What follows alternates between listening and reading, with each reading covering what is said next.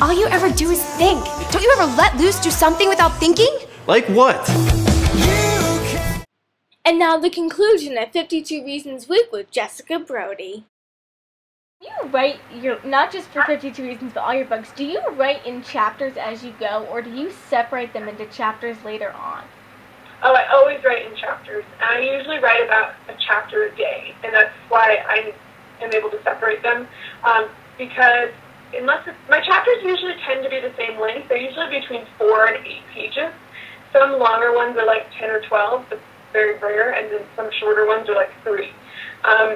So because I usually try to write 1,000 words a day, that's typically around 1 chapter, which makes it really easy for me to sit down, write a chapter, and then know that I'm done. But when you edit stuff, sometimes chapter, like, you'll take out a big section and then it'll leave the chapter at like half a page. So you go, okay, I have to mush that into the next chapter. So sometimes you have to rearrange the chapters when you go back and revise, but for the most part, I write in chapters.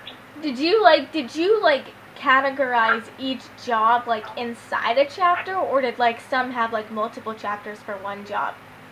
Some have multiple chapters for one job, and then some chapters have multiple jobs. So some chapters there'll be like 6 jobs that are listed.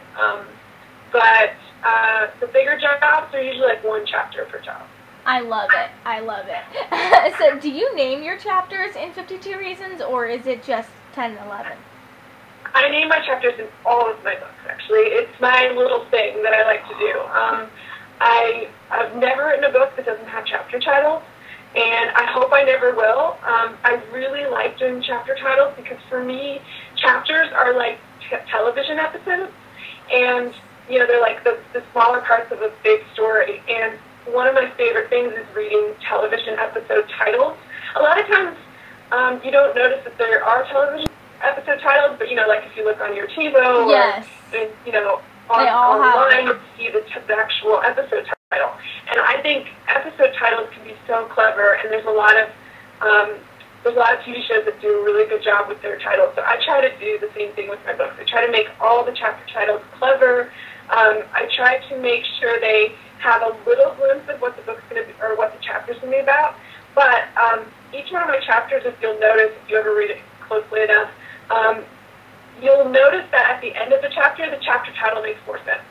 And there's like little hidden meanings in some of the chapter titles that you won't understand until you've finished that chapter. Yes.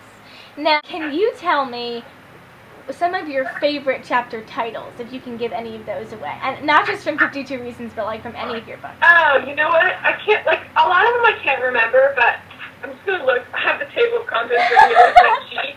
Love it, love it. So let me just pick out a few. Jessica's cheat sheet.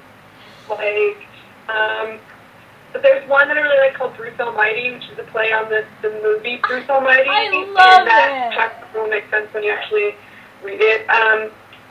There's a title I really like called Let There Not Be Light, which, let there not be light.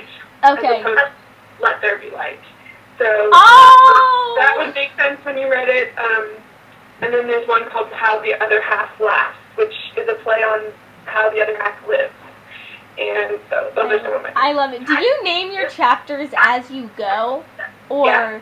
Okay, you name I always come up with the name when I'm finished with the chapter. Right. Oh, that's perfect. That way you don't have to, because if I did that, I might be like afterward, okay, I don't remember reading this very well. Let's think of it. That would probably confuse me too. I just got my first copy of the book in the mail yesterday from my editor. I'm really excited. All pretty and shiny. I really hope you guys like the book. I hope it makes you laugh. My first goal whenever I write a book is to entertain you. And then if it makes you think a little bit about life afterwards, then that's just a bonus for me. So I hope you like it. As you guys can see, there are some technical difficulties to Skype. And it does not always work out well, but we know you would rather see Jessica's lovely face than just hear her talking. The Karma Club and My Life Undecided are in stores. You can visit her online at jessicabrody.com. You can follow her at Jessica Brody on Twitter. And Her other links will be listed in the description below for everyone to check her out and just read all her books, because when they said on the Pen Fatale tour that she just has this way with words, with being funny, they were right. You'll be laughing until you can't breathe. So. Oh, thank you. You're welcome. 52 Reasons to Hate My Father will be out on July 3rd, and thank you so much for joining us, Jessica. Thank you, Vienna. Some fairy tales are about maids who get turned into princesses. This is not one of those fairy tales. Give me a reason, I'll show you what I'm made of. I will. You're pushing my buttons, I'll hurt you with words I say. I will. Oh, I will. Oh, you know I will. Being America's favorite heiress is a dirty job. You belong with me. But I guess someone's got to do it. Thanks for tuning in to Jessica Brody Week on the Radio Disney Fan Club. We hope you enjoyed it. And now you have 52 awesome reasons to go purchase your copy of 52 Reasons to Hate My Father, now available in bookstores everywhere. Be sure to let Jessica know what you think via Twitter and Facebook, and be sure to tune into the Radio Disney Fan Club for more specials.